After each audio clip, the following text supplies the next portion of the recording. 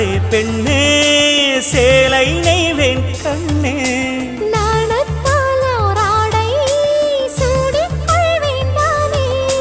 பாயாகும் அடி சொல்லாதே பஞ்சனை புதையல் ரகசியமே